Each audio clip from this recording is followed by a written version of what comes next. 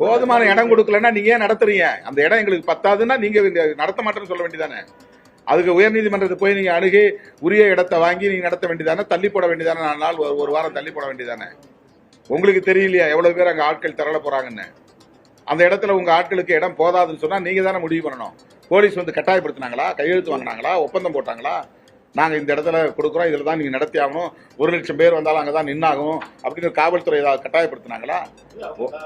உங்களுக்கு தெரியும்லங்க, ஏற்கனவே மதுரையில் மாநாடு நடத்திருக்கீங்க, திருச்சியில நிகழ்ச்சி நடத்திருக்கிறீங்க, அரியலூர் நாகப்பட்டினம் நிகழ்ச்சி நடத்திருக்கிறீங்க. எத்தனை லட்சம் பேர் வருவாங்கன்னு உங்களுக்கு தெரியும். இந்த இடம் எங்களுக்கு போதாதுன்னா கொடுத்தா கூட வேண்டான்னு சொல்லிட்டு போக வேண்டியதானே? ஒரு வாரம் கழிச்சு நடத்த வேண்டியதானே? உயர்நீதிமன்றத்தை அணுகி இந்த இடம் தான் எங்களுக்கு வேணும், இதுதான் அகலமான பாதைன்னு சொல்லி கேட்டு வாங்க வேண்டியதானே? கரூர்ல ஏது அவ்வளவு பெரிய அகலமான 100 அடி சாலை ஏதாவது இருக்கா? 8 வழி சாலை ஏதாவது இருக்கா? இல்லைன்னா பொதுவான இடத்துல ஒரு 5 லட்சம் பேர் கூடக்கூடிய ஒரு பொது இடத்தை தேர்வு பண்ணி எல்லாரும் அங்க கூட்டி ஒரு நிகழ்ச்சி மாதிரி நடத்த வேண்டியதானே? ஒரு பொதுக்கூட்டமா மாநாடு நடத்த வேண்டியதானே?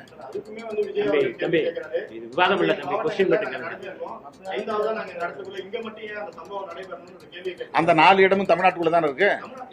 அந்த 4 இடத்துல ஏன் இவருக்கு திமுக அரசாங்கம் அதுதாங்க, திமுக அரசாங்கம் நடத்துற இடம் தானே அந்த 4 இடமும். திமுக அரசாங்கம் அங்க பண்றதானே அந்த 4 இடத்துல பண்ணிருக்கலாம்ல. அந்த 4 இடமும் திமுக ஆட்சி நடக்கிற இடம் தானே, தமிழ்நாடு தானே. அப்பவும் தமிழ்நாட்டு முதலமைச்சர் தானே அங்க இருந்த, இவர் தானே முதலமைச்சரா இருந்தாரு. இந்த காவல்துறை தானே அந்த 4 இடங்களையும் பர்மிஷன் கொடுத்தாங்க. அப்ப அந்த 4 இடத்துல பண்ணிருக்கலாம் இல்லையா? திருச்சியில பண்ணிருக்கலாம் இல்லையா? மரக்கடை சந்தில பண்ணிருக்கலாம் இல்லையா? இது வந்து அவங்க குறி வைக்கிறது என்னன்னா செந்தில் பாலாஜி மேல பழிய போடணும். செந்தில் பாலாஜி மேல ஏன் பழிய போட நினைக்கிறாங்கன்னா, அவர் மேற்கு மண்டலத்தினுடைய பொறுப்பாளராக இருக்கிறாரு. மேற்கு மாவட்டங்கள்ல அவர் தேர்தல் வேலை செய்ய விடாம தடுக்கணுங்கிறது பிஜேபியுடைய நோக்கம். பிஜேபிக்கு மேற்கு மாவட்டங்கள்ல ஒரு பேஸ் இருக்கிறதா அவங்க நம்புறாங்க. அப்ப செந்தில் பாலாஜி இருந்தாருன்னா மேற்கு மாவட்டங்கள்ல தேர்தல் வேலையில நம்ம வந்து வெற்றிகரமா செய்ய முடியாதுன்னு ஒரு பயம் இருக்கு. அதனால இந்த பிரச்சனையை செந்தில் பாலாஜி மேல தூக்கி போடலாம்னு நினைக்கிறாங்க. இல்லைன்னா ஏன் இதே சம்பவத்தை செய்யணும்னா திமுகவோட அந்த மாவட்டங்கள் அமைச்சர்கள் இல்லையா?